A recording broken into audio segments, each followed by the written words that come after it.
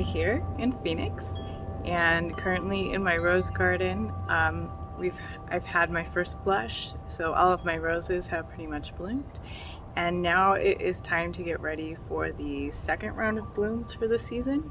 So it is May and it is already in the hundreds here in Phoenix, so typically my second round of blooms aren't as vigorous as the first round, just because we do start getting warmer this time of year. However, they will typically bloom here in May and then into June. So for the second round of blooms here in the desert, my foliage tends to get smaller, the blooms do tend to get smaller, and then with the warmer heat, a lot of the colors tend to get lighter. Because it is warming up here, and the roses are a little more stressed in the little bit higher heat, I do try to make sure that I am fertilizing every week. Also, with it starting to get into the hundreds, I may up my watering. For the spring, I was watering twice a week, and I may start watering more and more, and then eventually in the summer I do every other day. I also did clean up the spent rose blooms and get the bush ready for putting on a second flush of blooms. And this year in particular, I think I did have more bugs than usual, most likely because I have more roses in my garden than normal. So I think I just haven't gotten an equilibrium yet with my roses and the bugs. So this May I did make a big point to really clean up everything, and because I have fit a bunch of roses into a smaller area, my spacing is a little close. I think it makes it easier for the bugs to kind of move from one plant to another. And I knew when I planted the roses with a closer spacing that I would need to keep my eye and trim up more than I did before. So I knew that it would be more work on me, and that's fine. I actually really enjoy keeping up and tending to the roses, and I really like pruning, so for me it's not a big issue, but I do think the closer spacing does make a little more work, and I think it made it easier for the bugs to kind of move throughout the garden. So I tried to do a really good job cleaning all of the litter up. I trimmed back some plants, and the roses I shaped up a little bit more than usual. So I will show you the garden and what it looks like now, and kind of how I've been preparing for the second flush. So here's the yard. I'm almost done doing the cleanup around the yard. You can see I've got a bunch of litter off to the side that I still need to bag.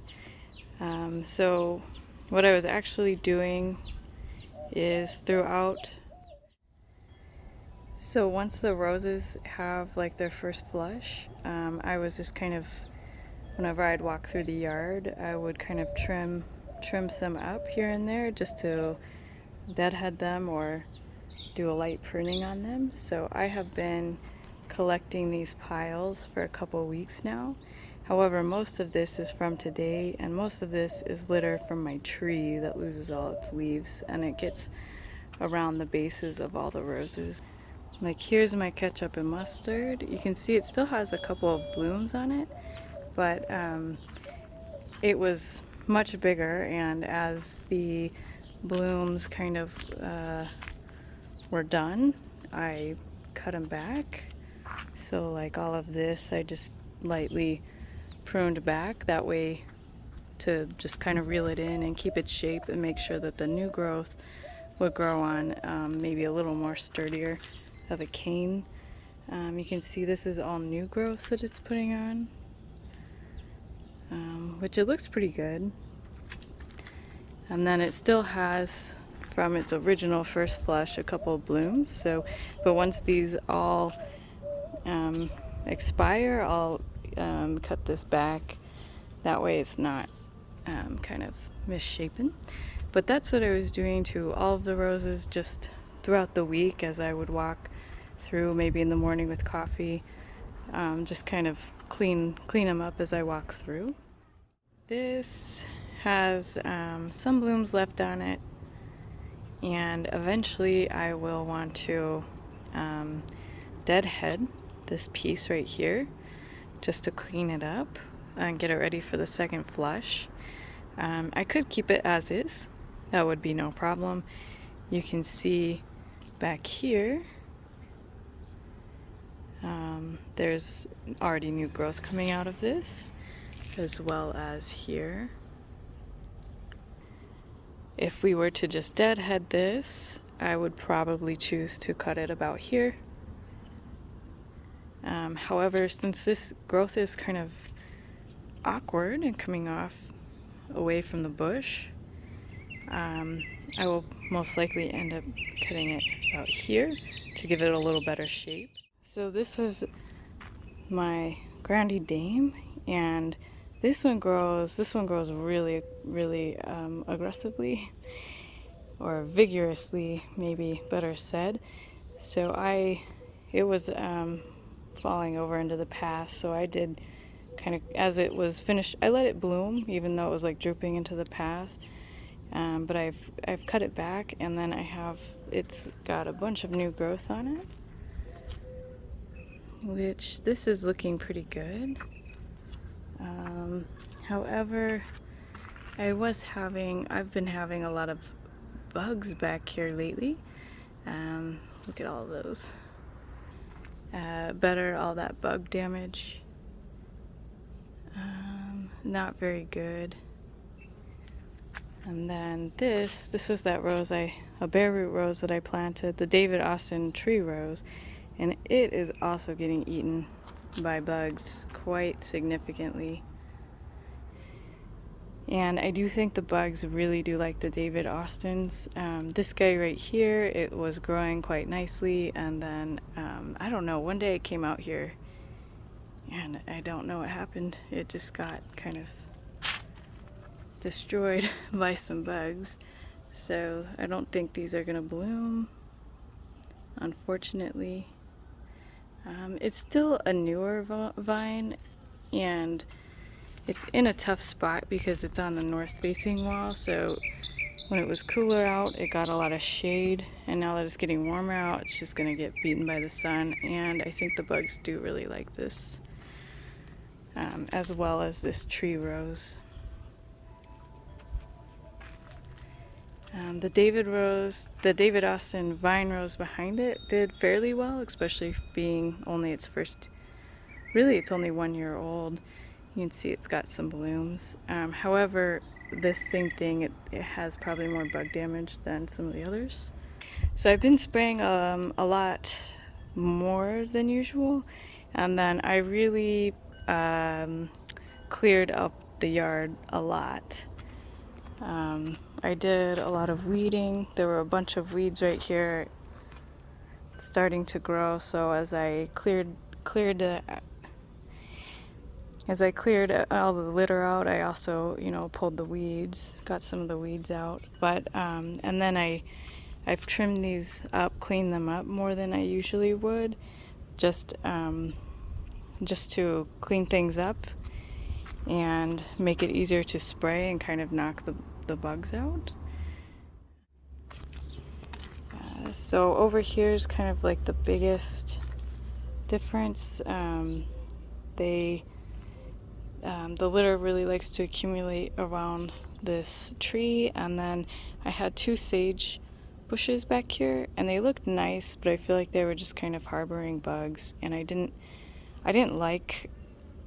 wasn't cooking with it or anything. I didn't really like it, so I pulled those. And then this was all a bunch of mint, because mint is a very aggressive growing, almost weed. So I pulled a lot of that out, cleaned a lot of this up. So I'm hoping that'll kind of help control the bugs, and then I'll spray pretty good back here. Yeah, so I have this like giant pile. You can see I was pruning back some of the roses. I got a lot of the mint out. I pulled some sage, the cilantro, and didn't make it. So these vines, the rose vines back here, these ones bloomed probably a little later than the traditional like shrub type roses. They're looking pretty good, but I will, in probably a couple of weeks here, I'll probably clean these up and see about maybe retraining some of it. So I'll probably do a video on that. And then this one here, I'm very sad the foliage got just kind of destroyed here by the bugs. Even though it did get really eaten by bugs, it still has, like, the flowers are still blooming. It looks okay. It's not the end of the world. But I think I caught the bugs enough to get like some of this new foliage not looking so bad. So this is my purple veranda. In my spring bloom episode, I kind of showed how it grew. It was kind of growing funky. I cut it back a little bit. I don't want to cut it back too much because it's brand new and we are coming up on summer.